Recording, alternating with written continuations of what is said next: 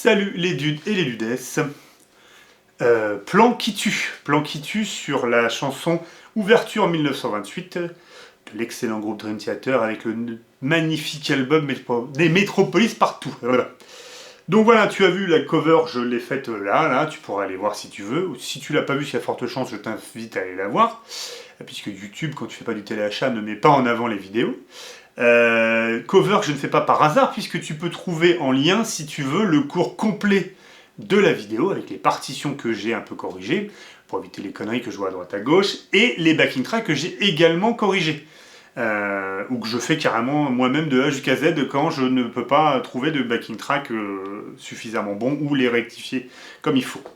Voilà, backing track que je modifie aussi, puisque tu auras à l'écran, c'est des backing tracks sur format vidéo, tu auras la partition qui défilera à l'écran, enfin qui s'affiche à l'écran, à les pages, en même temps que le backing track qui correspond donc au moment du morceau. Ça t'évitera de tourner les pages en même temps que tu fais le solo, puisqu'en plus les éditeurs adorent foutre le tourner de pages au moment du solo le plus compliqué. Hein, voilà, ils pourraient me mettre au moment où il y a un silence. Non, ils aiment bien. Comme ça, tu es en plein solo, puis il faut tourner la page en même temps. Ah, ils sont cons. Et moi, c'est bien fait. Voilà. Donc, c'est en lien. Le morceau, le plan qui tue. Alors, le plan qui tue, donc, je trouve que c'est marrant dans une chanson de trouver un plan sympathique. Là, en l'occurrence, ce plan-là va nous permettre de travailler la gamme ton par ton. Il y a d'humour, hein. Donc, ce qu'il y a de bien, c'est que c'est pas commun comme gamme. Tu n'en croiseras pas souvent dans le métal, et un peu dans le prog, et après il faudra aller chercher dans le jazz pour trouver des choses comme ça. Alors, sans rentrer dans le fonctionnement de la gamme, je vais juste te montrer rapidement. Il y a deux possibilités de gamme ton par ton. Tu vas le comprendre. Soit tu démarres par exemple sur un Do, et tu vas à ton par ton du Do, soit tu démarres par un Do dièse, et tu vas à ton par ton du Do. Voilà. Mais après, tu vois, en gros, si tu démarres de là, c'est un ton, un ton, un ton, un ton. Si tu démarres de là, ça décale. Il n'y a pas 250 000 autres possibilités. Donc là, on va voir une des manières en démarrant avec la corde de Mi à vide. Je vais te montrer les positions, les démanchés rapidos. Ça va te permettre de voir comment elle se présente cette gamme-là. Allez.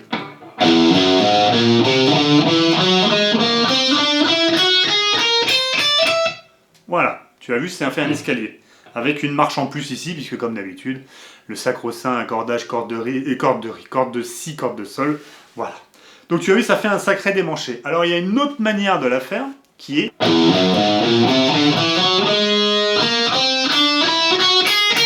Voilà, tu vois, tu fais 3 notes, 2 notes, 3 notes, 2 notes, 3 notes, 2 notes. Voilà, avec toujours le casse-couille d'élevage sur la corde de Si et de Sol. Mais n'apprends pas ça par cœur, là on n'a pas besoin, on va juste traîner dans cette zone-là du manche. Alors, on va regarder ensemble un petit peu. Rythmiquement, c'est un bordel, c'est du Dream Theater. Donc voilà, déjà c'est en 3-4. C'est-à-dire que déjà c'est 1, 2, 3, 1, 2, 3, 1, 2, 3. On enlève une noire. Et de 2, tu vas regarder, là je vais faire afficher ça. Tu as vu, tu as de la double croche, voilà. Tu vas avoir des triolets, des sextolets, des triples croches, des pointés, du Dream Theater, quoi. Hein, voilà, on est d'accord. Je vais te la faire lentement. C'est parti. Ça, c'est facile. Tu as vu? La première fois, ça fait... Et la deuxième fois, ça fait... C'est à l'envers. Tin, tin, tin, tin, tin, tin. Voilà. C'est une petite subtilité de Dream Theater. Alors, si tu as bien suivi, tu vas me dire, mais dis donc, c'est quoi cette quatrième note? Non, ça devrait être...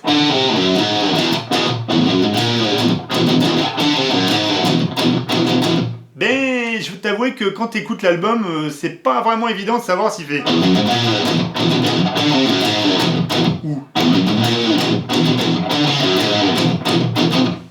J'ai vu plusieurs partitions là, j'ai plus l'impression qu'il fait ça. Donc en fait, il met une petite note qui n'est pas vraiment dans la gamme. Bon, ça passe, hein, c'est... Voilà. Faudrait vraiment peaufiner. Donne-moi ton avis, ce que t'entends, toi, lequel des deux. Voilà. Donc ça, c'est les deux premières mesures. Après, il recommence. Et oui, encore différent. T'as vu, 3 mesures, 3 fins différentes. Hein. Donc là, c'est 1, 2, 3, 4. Tu trioler, voilà. Après, il fait... Déjà, celle-là, c'est déjà beaucoup moins drôle. Hein. Donc, alors, tu peux le faire ou c'est toi qui vois. Hein. Si t'es fin dans le doigté, normalement ça devrait être. Mais ça passe aussi. Et donc après tu l'as.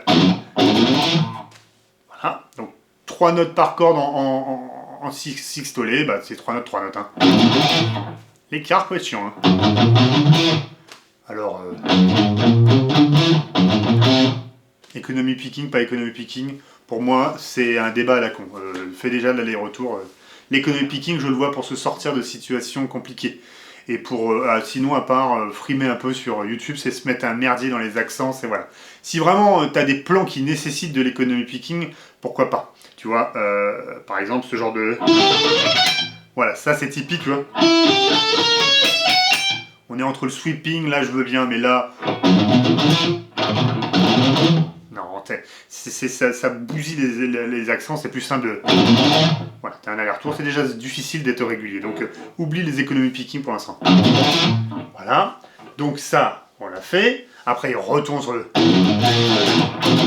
Ouais, comme la première mesure, un truc qui se répète, c'est cool. Hein. Ouais, ça se répète encore, c'est cool. Et après...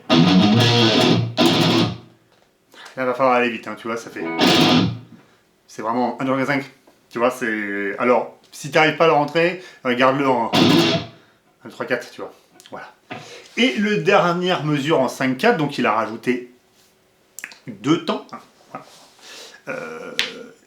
Là, il va plus tricoter. Alors, on le fait lentement. Tu vois, donc la gamme, hein, comme tu sais, je t'ai montré avec les escaliers, ben, les escaliers, ils montent. Voilà, il sait.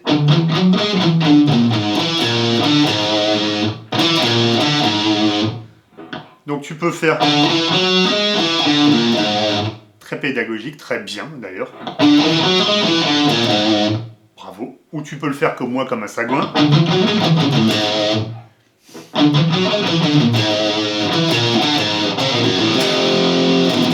Alors il est rapide parce que c'est un triolet en fait.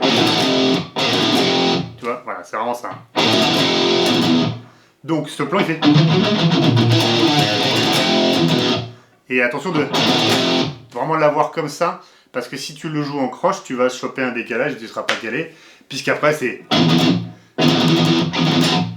Et on repart sur la suite. Voilà.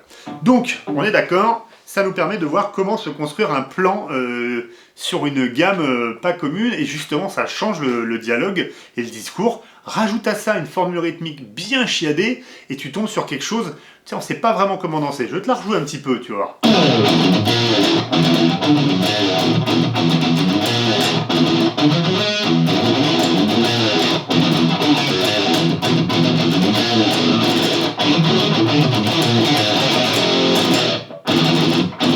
Tu vois, c'est... Voilà, c'est... Youhou! Youhou! Il va falloir du temps avant de caler ça. Ça va pas se caler comme ça en 2 secondes. Si tu t'appelles John Petrucci. Mais voilà donc où on en est sur ce plan. C'est à bosser, ça te permet de découvrir une nouvelle gamme, et voilà. Donc, rappelle-toi, si tu veux la suite du cours du morceau, c'est en description. À plus.